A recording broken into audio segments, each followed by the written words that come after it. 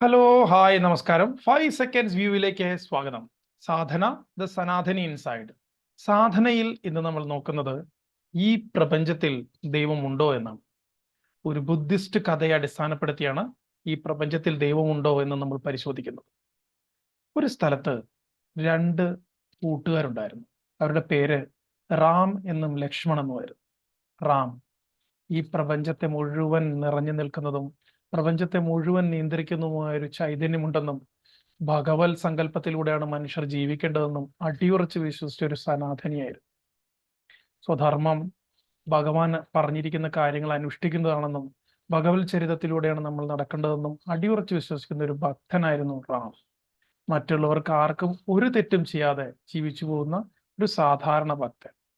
അതുപോലെ തന്നെ ലക്ഷ്മൺ ഗുഹായുഗത്തിൽ ജീവിച്ചിരുന്ന മനുഷ്യൻ ഇരുട്ടിനെ പേടിച്ചിരുന്നെന്നും പ്രകൃതി ശക്തികളുടെ മുമ്പിൽ താൻ ഒന്നുമല്ലെന്നും മനസ്സിലാക്കിയ മനുഷ്യർ തനിക്കും മുകളിൽ നിൽക്കുന്ന എത്രയോ മടങ്ങ് മുകളിൽ നിൽക്കുന്ന ശക്തികളെ ഭഗവാൻ എന്ന ചെല്ലപ്പേരിട്ട് വിളിച്ചാണെന്നും യഥാർത്ഥത്തിൽ ഇങ്ങനൊരു സാധനമില്ല, താനൊരു നിരീശ്വരവാദിയാണ് എന്ന് പറയുന്ന ഒരു മടിയുമില്ലാത്ത വ്യക്തിയായിരുന്നു ലക്ഷ്മൺ. പക്ഷേ തൻ്റെ ജീവിതത്തിൽ ഒരിക്കലും മറ്റുള്ളവരെ വഞ്ചിക്കുവാനോ ഒരു തെറ്റ് ചെയ്യുവാനോ അദ്ദേഹം ഒരുക്കമായിരുന്നില്ല. നിരീശ്വരവാദിയായിരുന്നെങ്കിലും മനുഷ്യർക്ക് നന്മയുള്ള കാര്യങ്ങളും സ്വന്തം കുടുംബത്തിന്റെ കാര്യങ്ങളും സ്വധർമ്മവും മാത്രം അനുഷ്ഠിച്ചു പോകുന്ന ഒരു സാധാരണ വ്യക്തിയായിരുന്നു. രണ്ടുപേരും രണ്ട് ചിന്താധാരയിലൂടെയാണ് ജീവിച്ചിരുന്നത് എന്നുണ്ടെങ്കിലും പരസ്പരം വളരെയധികം സ്നേഹമുള്ള നല്ല സുഹൃത്തുക്കളായിരുന്നു റാമും ലക്ഷ്മണും. കാലം കടന്നുപോയി. വാർദ്ധക്യം രണ്ടുപേരെയും വാരിപ്പുണർന്നു. വാർദ്ധക്യ സഹജമായ ശാരീരിക അസ്വസ്ഥങ്ങൾ കൊണ്ടും പല തരത്തിലുള്ള ചിന്തകൾ മനസ്സിൽ വന്നപ്പോഴും റാം ഒരല്പം വിഷമിച്ചു. തനിക്ക് ചുറ്റും ഭക്തിയിൽ ജീവിക്കുന്നവർ ഒരുപാട് കഷ്ടപ്പെടുന്നതും ഭക്തിയില്ലാതെയും ക്രൂരതകൾ ചെയ്ത് ജീവിക്കുന്നതും കാപട്യം കാണിക്കുന്നവർക്കും ഒരുപാട് ഉയർച്ചകൾ ജീവിതത്തിൽ ഉണ്ടാവുന്നതും കണ്ട് റാം ഒരല്പം അന്തിച്ചു. രാമിന്റെ മനസ്സിൽ ഒരു സംശയം വന്നു വീണു. ഈ പ്രപഞ്ചത്തിൽ ഇനി ദൈവം ഇല്ലേ? ഈ ഒരു സംശയം ഒരു കനലായി തുടങ്ങി, ഒരു തീജ്വാലയായി അദ്ദേഹത്തിന്റെ മനസ്സിൽ കത്തിപ്പടരാൻ തുടങ്ങി. ആ സമയത്താണ് അവരുടെ ഗ്രാമത്തിലേക്ക് ഭഗവാൻ ബുദ്ധൻ വരുന്നത്. ഭഗവാൻ ബുദ്ധൻ ഒരു എൻലൈറ്റൻ സോളാണ്. അദ്ദേഹത്തിന് മാത്രമേ എൻ്റെ ഈ സംശയത്തിന് ഒരു നിവാരണം ഉണ്ടാക്കാൻ സാധിക്കൂ എന്ന് പരിപൂർണമായി വിശ്വസിക്കുന്ന റാം അന്ന് രാവിലെ ഭഗവാൻ ബുദ്ധനെ കാണാനായിട്ട് അവിടെ ചെന്നു. ബുദ്ധ ഭഗവാന്റെ സമീപം ആ ഗ്രാമവാസികൾ മുഴുവൻ ഉണ്ടായിരുന്നു. ബുദ്ധിസത്തെക്കുറിച്ചും ബുദ്ധിസ്റ്റ് ചര്യകളെ കുറിച്ചും അറിയാൻ ഒരുപാട് ഉത്സുകരായിരുന്ന അവർ ഒരുപാട് ചോദ്യങ്ങൾ അദ്ദേഹത്തിനോട് ചോദിക്കുന്നുണ്ടായിരുന്നു. മന്ദഹസിച്ചുകൊണ്ട് എല്ലാവർക്കും മറുപടി നൽകിയ ബുദ്ധ ഭഗവാൻ ഒരു നിമിഷം റാമിന്റെ മുഖത്തേക്ക് നോക്കി ചോദിച്ചു, റാം, എന്താണ് നിനക്ക് ചോദിക്കാനുള്ളത്? ഒരല്പം ദുഃഖത്തോടുകൂടി താഴ്ന്ന ശിരസോടുകൂടി റാം ബുദ്ധ ഭഗവാനോട് ചോദിച്ചു, ഭഗവാനെ, ഈ ജീവിതം മുഴുവൻ ഞാൻ ഒരു ഭഗവാനിൽ വിശ്വസിച്ചാണ് ജീവിച്ചത്. പ്രപഞ്ചത്തിൽ ഒരു ദൈവമുണ്ടെന്നും ആ ശക്തിയാണ് സർവചരാചരങ്ങളെയും നിയന്ത്രിക്കുമെന്നും ആത്മാർത്ഥമായി ഞാൻ വിശ്വസിച്ച് ജീവിച്ചു. പക്ഷെ ഇപ്പോൾ എനിക്ക് എൻ്റെ മനസ്സിൽ ഒരു സംശയം വന്നിരിക്കുന്നു, ഈ ഭൂമിയിൽ ദൈവമുണ്ടോ എന്ന്. മറിച്ചൊന്ന് ചിന്തിക്കാതെ അടുത്ത നിമിഷം ഭഗവാൻ ബുദ്ധന്റെ മറുപടി വന്നു, ദർ ഇസ് നോ ഗോഡ്. ദൈവം എന്നൊന്നില്ല. തളർന്നുപോയി റാം.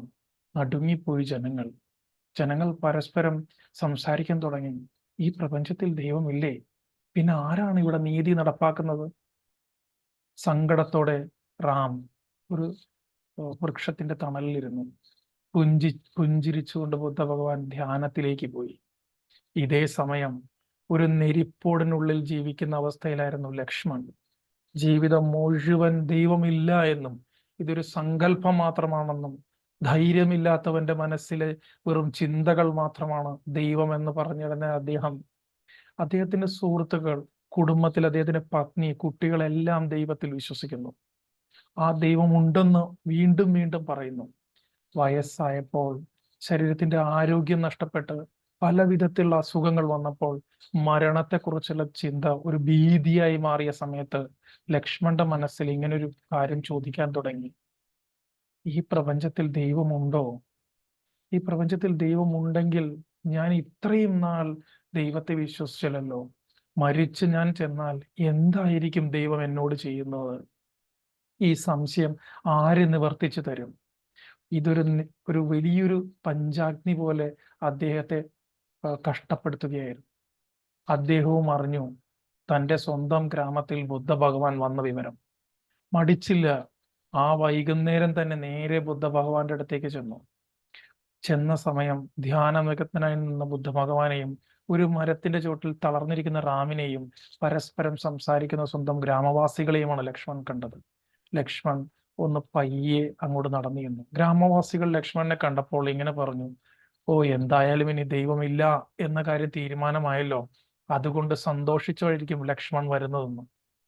ലക്ഷ്മൺ കുറച്ചു നേരം നിന്നപ്പോൾ കണ്ണു തുറന്നുകൊണ്ട് ബുദ്ധ ഭഗവാൻ ചോദിച്ചു: ഹേ ലക്ഷ്മൺ, എന്താണ് നിങ്ങൾക്ക് ചോദിക്കാനുള്ളത്?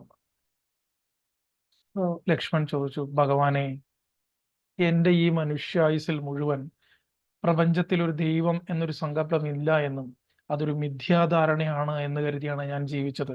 പക്ഷെ ഇപ്പോൾ എൻ്റെ മനസ്സിലൊരു സംശയം: ദൈവമുണ്ടോ, ദൈവമോ ഇല്ലേ എന്ന്. എനിക്ക് ഈ സംശയം ഒന്ന് നിവർത്തിച്ചു തരണം. ഈ പ്രപഞ്ചത്തിൽ ദൈവമുണ്ടോ? ഒരു തെല്ലൊന്നും സംശയിക്കാതെ ബുദ്ധ ഭഗവാൻ മറുപടി പറഞ്ഞു: ഈ പ്രപഞ്ചത്തിൽ ദൈവം ഉണ്ടെന്ന്. ഇത് കേട്ടതും റാം ചാടി എഴുന്നേറ്റു. ജനങ്ങൾ മുഴുവൻ പരിഭ്രാന്തരായി. എല്ലാവരും ഓടി ഭഗവാന്റെ അടുത്തേക്ക് വന്നു. സംഭവം എന്താ നടക്കുന്നതെന്ന് അറിയാതെ ലക്ഷ്മണും ഒന്ന് അമ്പരന്ന് നിന്നു. റാം അപ്പൊ തന്നെ ചോദിച്ചു: ഭഗവാനെ, ഇന്ന് രാവിലെയല്ലേ അങ്ങ് എന്നോട് പറഞ്ഞത് ദൈവം ഇല്ല എന്ന്?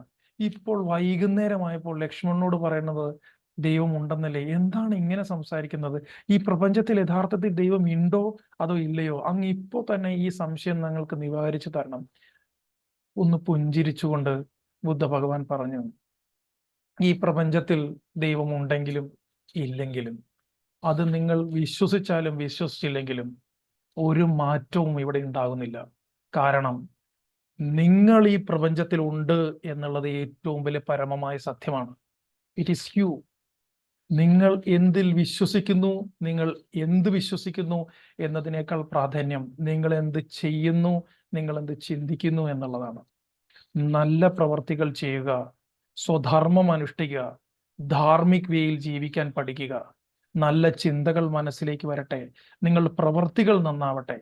നിങ്ങൾക്ക് പരിപൂർണമായി സായുജ്യമുണ്ടാകും. നിങ്ങളുടെ വിശ്വാസമല്ല പ്രാധാന്യം, നിങ്ങളും നിങ്ങളുടെ പ്രവൃത്തിയും നിങ്ങളുടെ ചിന്തയുമാണ് പ്രാധാന്യം. Thank you so much. This is 5 seconds view. Sadhana, the Sanatani insight. Is there God in this universe? It is you and you only. Thank you so much.